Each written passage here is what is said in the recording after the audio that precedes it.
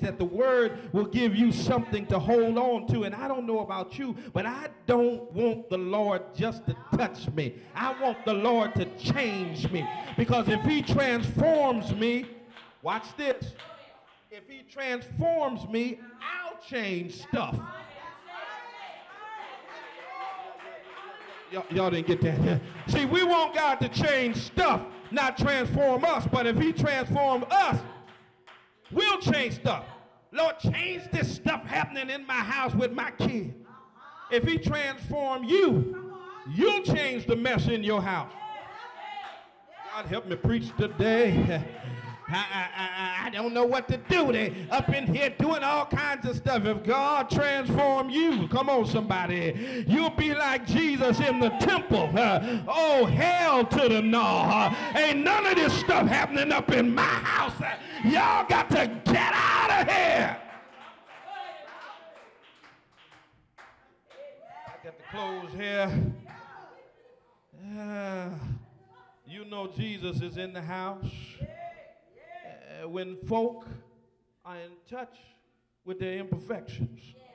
You know Jesus is in the house when folk don't just want to touch, but want to be transformed. But let me close with this, because you know Jesus is in the house. Watch this. When there are people who know how to manage other people's mess. Tighten up your seatbelt. We're going to go for a little ride. I said, you know, Jesus is in the house when there are folk in the house who know how to manage other people's mess. The Bible says that there's a man who can't walk, and he has some friends who are willing to carry him. Everybody say, carry him. They're not talking about him. They're not on the phone discussing his plight and his predicament. They're not on Facebook giving little hints about what's going on with him. But verse 3 says they were carrying him. If more of us in the church would carry people instead of carrying mess. I'm going to preach this thing today. If more of us knew how to lovingly and healthily manage people, even in their mess, if we spent more time praying for them, carrying them, covering them, letting them know that we've got their back, that we're praying for them, that we're supporting from them, but that's not what we do in the modern church today. Somebody called you about somebody, and we start calling somebody else and start talking like we were there. They say, well, how do you know? Because so-and-so told me. We're living in this new day where we get delight in the downfall of people. Y'all ain't going to help me preach in here now. We burned up the telephone lines and Facebook and Twitter talking about Eddie Long's wife is leaving him. And the same folk who got on Twitter and Facebook and got on the phone never once got on their knees and say, Lord, touch that family. There's some children that need to be restored. There's a church that needs to be mended. Y'all ain't going to help me preach this thing in here today. We're living in a new day. We delight in the downfall of folks. So we'll come to church, watch this, and speak to folk that we've been talking about during fellowship. We will hug people that we just lied on. Go on and preach, Talbert. But when Jesus is in the house, we will carry them when they can't walk for themselves. I don't know about you, but I need some friends who will carry me when I can't walk for myself. When life and the enemy has beaten me down on my knees, when I have stumbled and fell, instead of looking at me on the ground, laughing at me and talking about me and taking pictures of me and tweeting them to other folks saying, look at the pastor. I need some friends that will say before anybody else sees you lying on the ground, we're going to pick you up and move you out of this situation. Come on, somebody.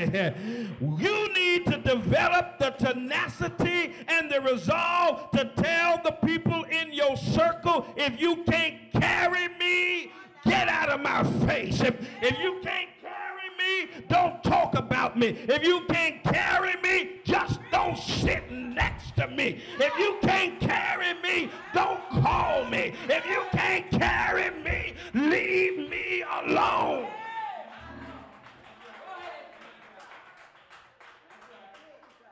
Oh, God. If you can't call me and encourage me and speak an encouraging word to me, then just don't bother me.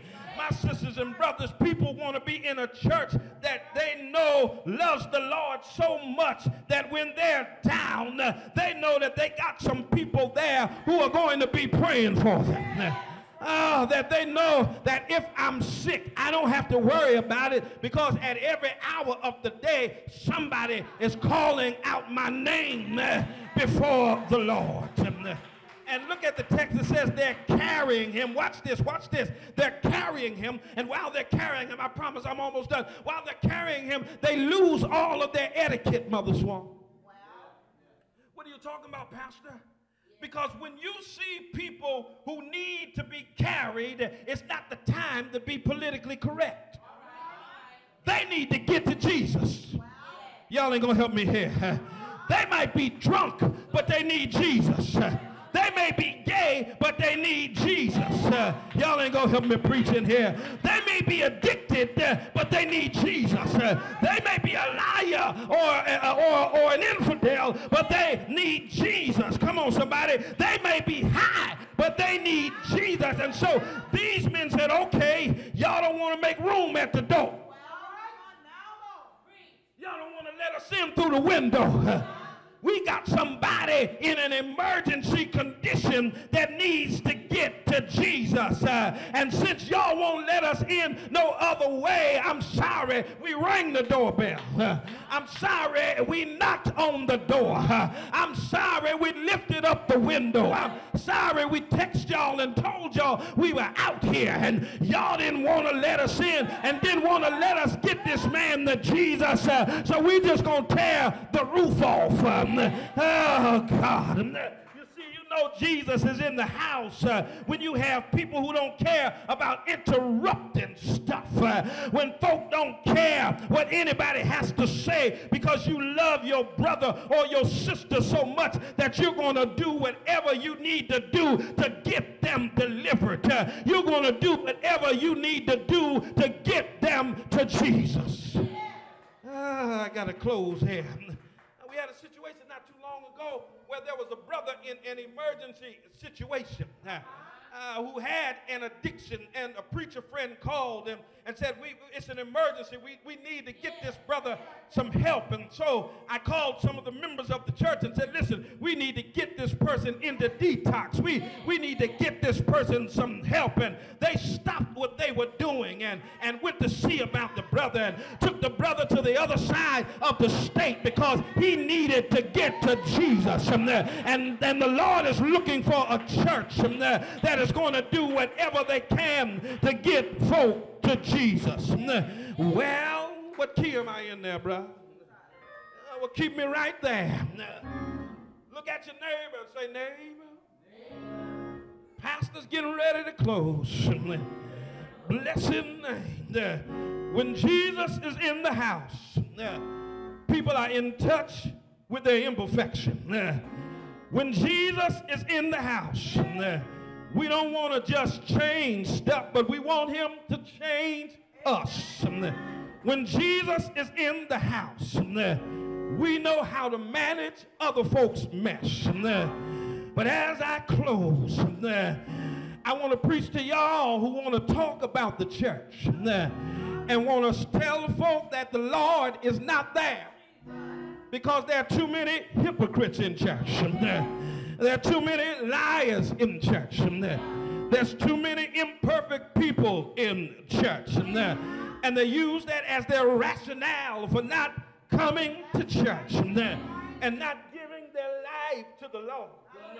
But you got to understand, when Jesus is in the house, that does not mean that he's in everybody that's in the house.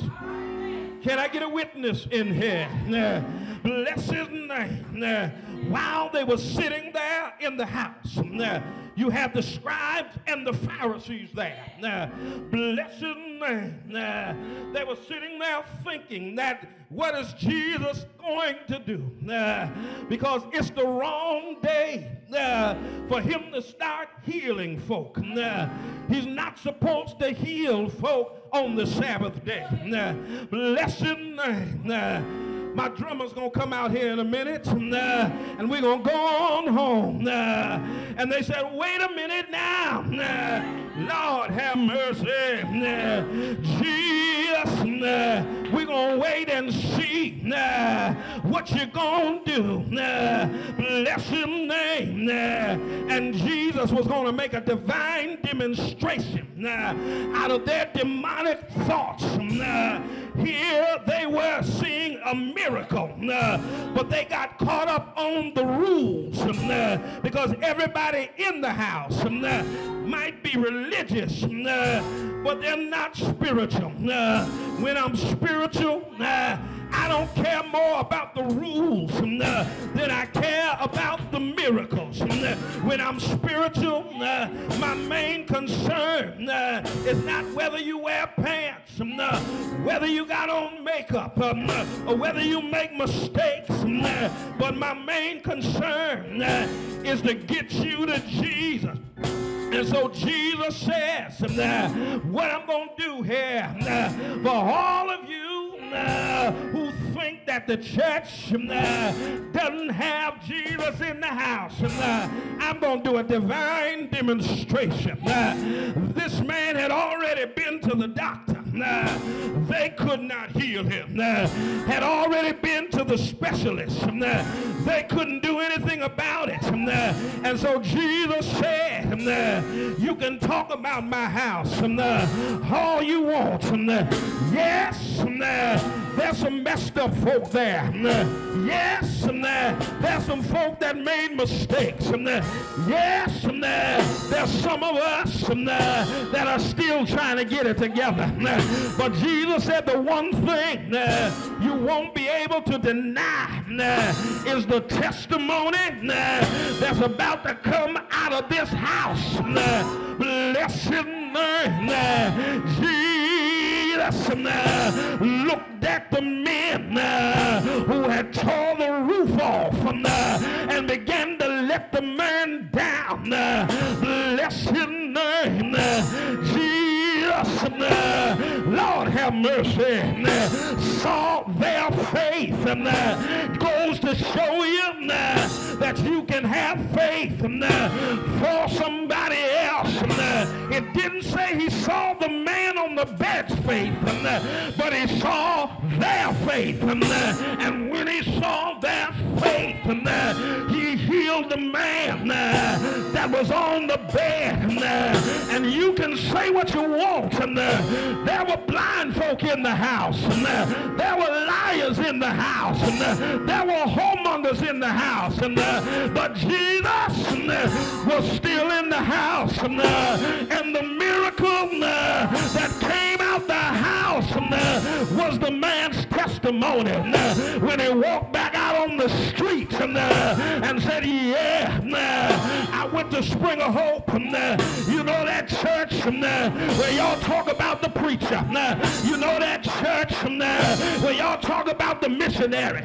You know that church where y'all say ain't nothing going on. I went to that church and the last time you saw me, I was on a bed, but here I am on my way to LA Fitness because Jesus was in the house.